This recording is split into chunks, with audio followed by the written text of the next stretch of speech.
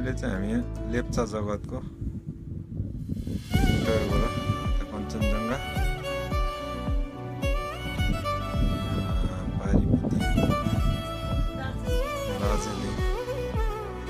दार्जिलिङ चाहिँ टोटल सिंहमारीदेखिको यता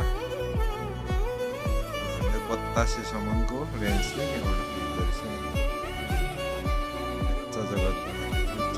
अलिकति माथि रोडबाट अलिकति माथि चढ्नुहुन्छ।